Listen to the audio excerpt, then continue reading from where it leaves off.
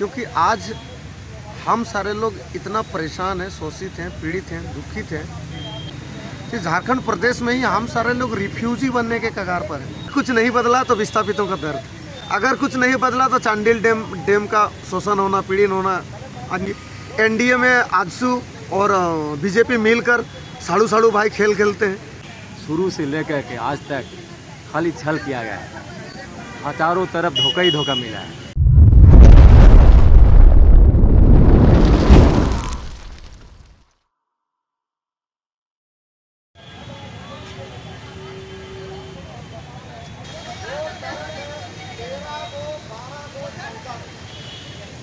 आइए, नमस्कार, जोहार। आप देख रहे हैं झारखंड स्वतंत्र खबर। अभी हम राजभवन के पास हैं। विस्थापित लोग जो हैं, चांडिल डैम के जो विस्थापित लोग हैं, अभी राजभवन के पास अनिश्चितकालीन अनशन पर बैठे हैं। और इन लोग चांडिल डैम में 84 मौजा 116 गांव को विस्थापित किया गया था। हम जानते हैं कि इन लोग क्या अभी तक इतना दिन हो जाने के बाद भी फिर राजभवन के पास आए। कई बार राजभवन आकर के इन लोग राज्यपाल से मिलने की भी कोशिश भी किए थे, ज्ञापन भी दिए थे, लेकिन इस बार क्यों इन लोग अनशन पर बैठे हैं? जोहार, नमस्कार। आज हमारे चांडिल डैम 84 मौजा 116 गांव का आज अनशन का दूसरा दिन है। हम लोग 12 लोग निर्जला अनशन पे बैठे हुए हैं, यानी कि हम लोग जितने 12 लोग हैं, जिसमें 8 पुरुष हैं, 6 महिला है, ये 12 का 12 हम लोग पानी तक नहीं पिएंगे। पूरा एकदम फास्टिंग, फुल फास्टिंग कर रहे हैं एकदम। और हमारे समर्थन में 60 विस्थापित महिला, पुरुष, बुजुर्ग, बच्चे भी हैं, क्योंकि आज हम सारे लोग इतना परेशान हैं, शोषित हैं, पीड़ित हैं, दुखित हैं। क्यों? क्योंकि आज इस झारखंड प्रदेश में ही, झारखंड से पहले बिहार था, बिहार के समय ही हमारे चांडिल डैम का निर्माण हुआ, कि झारखंड प्रदेश में ही हम सारे लोग रिफ्यूजी बनने के कगार पर हैं। 116 गाँव में से 9 गाँव जलमग्न हैं। हमारी खतियान, हमारी ज़मीनें 9 गाँव के पानी के अंदर डूबा हुआ है। तो उन सारे लोगों को पुनर्वास पे बैठाया गया है और उन सारे विस्थापित भाइयों का ना आय प्रमाण पत्र बन रहा है, ना जाति प्रमाण पत्र बन रहा है, और ना ही स्थानीय प्रमाण पत्र बन रहा है। अब दिक्कत ये है, चांडिल डैम देश के विकास में हम सारे लोगों ने अपने ज़मीन दे दिया, स्वतंत्र हमारा ज़मीन है, हमारा जो खतियान है पानी के अंदर चला गया। अब जहाँ पर नया बसाया गया है वहाँ पर ज़मीन का पट्टा नहीं मिला है। इस कारण से हम सारे लोग इतने शोषित और पीड़ित हैं। और अभी 3 फेज़ बनाया गया है। पहला फेज 2023-24 185 RL वाटर रखना है। हमारी चांडिल डैम की जल क्षमता है 192, जिसमें पहला फेज में 185 RL रखना है, दूसरा फेज में 189 RL रखना है, और 2027 तीसरा फेज यानी कि पूरी जितना जल भंडारण है 192 RL रखना है। यानी कि इन आने वाले 3 सालों के अंदर हम सभी 116 गाँव को उजाड़ने का पूरी तैयारी सरकार और विभाग की तरफ से किया जा चुका है। इसी वजह से हम सारे लोगों के ये आर पार और अंतिम लड़ाई। हम विकास विरोधी नहीं है, बार बार ये कहते हैं। तो जब आपने 2027 तक अपना पूरा ब्लूप्रिंट बना ही लिया है विस्थापितों को उजाड़ने का, तो फिर हमारे मुआवजा, हमारे ज़मीन के बदले में नौकरियां, हमें पुनर्वास करने के लिए पुनर्वास स्थल, ये सारा चीज़ आपको देनी ही होगी। क्यों? अगर नहीं देंगे तो हम कहाँ जाएंगे? जिस समय ये डैम बना था, अगर उस समय आप ठोस कदम उठाए होते, उस समय अगर आप हमारे पूर्वजों को आप अलग किए होते, बसाए होते, तो आज ये समस्या नहीं होती। क्योंकि उस समय हमारे दादा दादाजी या चाचा पापा 3 या 4 लोगों का परिवार था। आज वो परिवार बढ़ के ना, किसी परिवार में 30 लोग हैं, किसी परिवार में 20 लोग हैं, किसी परिवार में 15 लोग हैं, और ये 15 से 15, ये 20-30 जितने भी हम सारे लोग हैं, ये सारे बेघर होने वाले हैं। हमारा पहचान तक खत्म होने वाला। अच्छा, आपको बेघर कौन कर रहा है? सरकार, विभाग। आप लोग विभाग कर रहा है। लंबे समय से लड़ रहे हैं, तो सरकार और विभाग आप लोग की बात नहीं सुन रही है? तो नहीं सुन रही है। लंबे समय तक, आज तक समस्या इसलिए नहीं हुई थी क्योंकि जलस्तर को नहीं बढ़ाया जाता था। उतने ही जलस्तर को बढ़ाया जाता था जिससे हम सारे लोगों को दिक्कत नहीं हो, परेशानी ना हो। सिर्फ साल में 2 बार बारिश के समय में बढ़ता था, थोड़ी 4 दिन 5 दिन दिक्कतें होती थी। लेकिन अब ब्लूप्रिंट बनाया गया है 2027 में संपूर्ण रूप से विस्थापितों को खाली करने का। अब दिक्कत यहाँ है, हम चाहें तो कहाँ जाए? सवाल है आपसे कि आपके जनप्रतिनिधि होंगे, विधायक होंगे, वहाँ से जो सरकार में आकर के विधानसभा में बैठते हैं, तो आपका इस बात को कभी उनसे रखें? और क्या अभी तक आप लोग कर रहे हैं? दुख लगता है, हंसी का भी बात आती है। इसलिए देखिए, समय के साथ राज्य बदला, हर 5 साल में सरकार भी बदलती रही, हर 5 सालों में हमारी विधायक और संसद भी बदलते रहे हैं, लेकिन अगर कुछ नहीं बदला तो विस्थापितों का दर्द, अगर कुछ नहीं बदला तो चांडिल डैम का शोषण होना, पीड़न होना, अन्याय होना, वो नहीं बदला। हमारी जो वहाँ पर विधायक हैं, वो विधायक महोदया नाम है सविता मैडम जी। सविता मैडम आंदोलनकारी परिवार से है। हमारे जो वीर शहीद निर्मल दा आंदोलन के जो झारखंड राज्य को अलग करने में अहम भूमिका निभाए थे, उनके परिवार से बिलोंग करती हैं। हमें लगा कि ये इस परिवार से अगर कोई हमारे जनप्रतिनिधि हम अगर विधानसभा तक पहुंचाते हैं तो हमारे कष्टों को, हमारी समस्याओं को, हमारे तकलीफ़ों को बेहतर ढंग से समझेंगे, क्योंकि ये आंदोलन करके ही अपना हक अधिकार लिए हैं। लेकिन दुख की बात है, दर्द की बात है, दोबारा इलेक्शन आने के कगार पर रह गया, लेकिन नहीं, कुछ नहीं। तो इस 84 मौजा 116 गांव में तो काफ़ी लोग आप लोग रहते होंगे, काफ़ी संख्या में, लेकिन तो क्या होगा अगला चुनाव में, किस तरह से आप लोग चुनाव करेंगे? उम्मीद करते हैं इस बार पहचाने हम सारे लोगों को, क्योंकि आज तक जितने भी राजनीतिक दल हमारे यहाँ सक्रिय रूप से दो दल है, एनडीए यूपी। एनडीए में आजसू और बीजेपी मिलकर साड़ू भाई खेल खेलते हैं, और जेएमएम और कांग्रेस। अब ये लोगों के दिमाग में, विचारधारा में बैठ चुका है कि जिस तरह से एक सिक्का को जितने भी बार हम ऊपर की ओर उछालेंगे, कभी हेड होगा और कभी टेल होगा। तो ये सारे लोगों को लगता है कि विस्थापित लोगों को कुछ होने वाला नहीं, क्योंकि 5 साल में कभी बीजेपी वाले आएंगे तो कभी जेएमएम वाले आएंगे, दूसरा तो कोई यहाँ आने वाला है नहीं। इस वजह से इन लोगों का मन बढ़ गया है।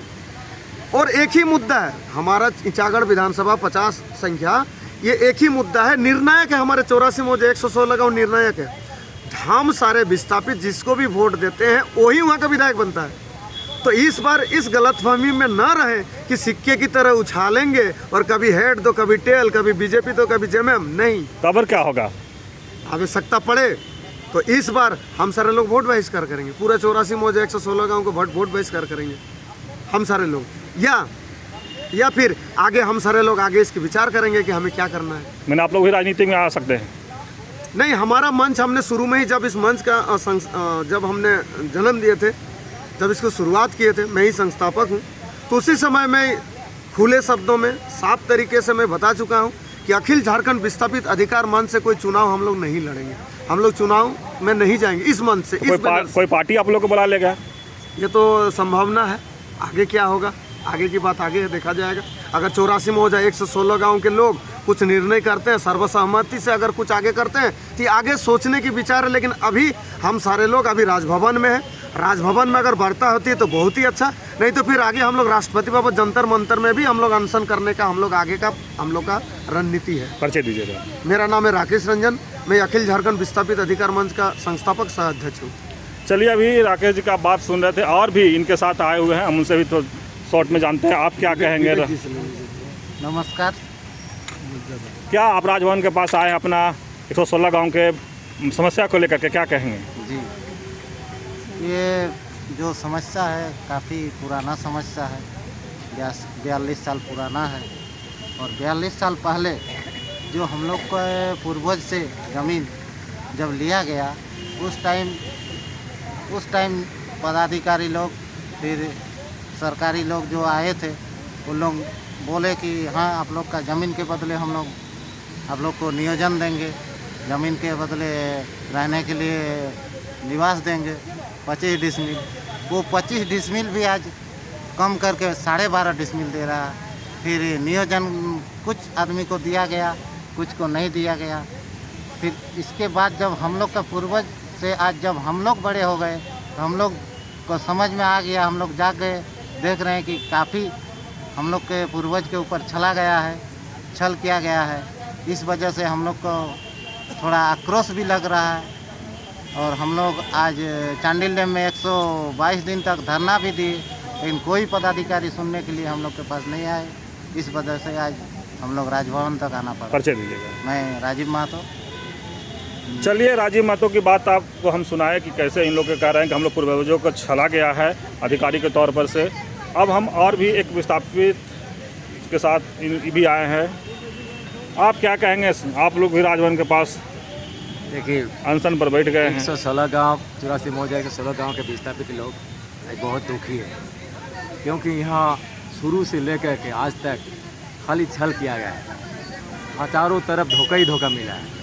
अब इधर बोलिए ऑफिसर लोगों से बोलिए, विभाग से बोलिए, या तो आप नेता लोगों से बोलिए, नेता लोग भी जाते हैं, जाके माने सीधे बोल देते हैं कि आप लोगों के लिए हम लोग हर सुख दुख में सहभागी बनेंगे, लेकिन हम लोगों का कुछ भी भागी नहीं बनते हैं।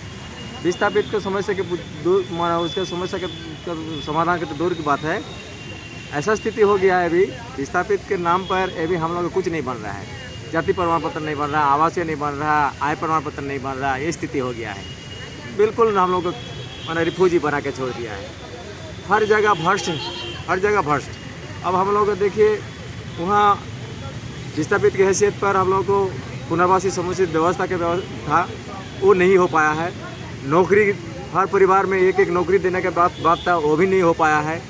उसमें भी इन लोग कहते हैं झूठा मानव दस्तावेज पेश करते हैं कि नहीं हम लोग 90% इन लोगों का भुगतान कर दिए हैं, 90% हम लोग नौकरी भी दे दिए हैं, लेकिन ये झूठा मानव दस्तावेज है। खाली सरकार को मानव उपलब्धि दिखाने पर कुछ नहीं है। हम लोग बोलते हैं कि 10% से 1% भी ज़्यादा नहीं होगा। छोटा सवाल है, अभी झारखंड का 15 नवंबर आने वाला है, स्थापना दिवस भी मनाएंगे, तो आप मैंने क्या कहेंगे, उसको किस तरह से आप देखेंगे? देखिए हम लोग चाहते हैं अभी परिवर्तन हो जाए, क्योंकि परिवर्तन होना ज़रूरी है, क्योंकि यहाँ जो सिस्टम है ना, सरकारी सिस्टम बिल्कुल फेल है। तो परिवर्तन का किसको लाइएगा? जब से झारखंड अलग हुआ है, देखिए जिस नाम से माने झारखंड अलग हुआ है वो बिल्कुल नहीं हुआ, उसका यूटिलाइज नहीं हुआ। कहा गया था कि हम लोगों का यहाँ का जो कमाई राजस्व कमाई जो सब कुछ शॉर्ट कीजिएगा, वो सब जो है ना वो हम ही लोगों के ऊपर रहेगा। लेकिन देखिए बाहरी हम ही है, यहाँ हर ऑफिस में दलाली प्रथा चल रहा है, भ्रष्टाचारी नीति चल रहा है, वो सब देखिए। तो इसलिए परिवर्तन बहुत ज़रूरी है। अब परिवर्तन में हम लोग देखिए जिसको अच्छा, ये भी तो हम नहीं बता पाएंगे, क्योंकि देखिए परिवर्तन देखेंगे नया, हम लोग नया पार्टी से जोड़ने का कोशिश करेंगे। परिचय दीजिएगा। हाँ, क्योंकि देखेंगे देखिए ये भी जो देखिए अभी भाई साहब का है कि एनडीए या यूपीए तो ही दोनों सिक्का है। इन लोग हम लोग को धोखाधड़ी कर चुके हैं, इन लोग देख लिए। अब नया पार्टी में हम लोगों का अगर कुछ भरोसा दे देते हैं कि नहीं आप लोगों का काम हम लोग खूब करेंगे, तो बस उस भरोसा में हम लोग उन लोगों को समर्थन कर सकते हैं। लेकिन यहाँ जो इचागढ़ विधानसभा, हम लोग इचागढ़ विधानसभा पड़ता है, इचागढ़ विधानसभा के जो माने विस्थापित लोग हैं, ज़्यादातर विस्थापित का मुद्दा बनाकर ही माने यहाँ का वोट लेते हैं और जीत जाते हैं। चलिए परिचय दीजिए अपना। मैं विवेक सिंह बाबू है, विस्थापित है।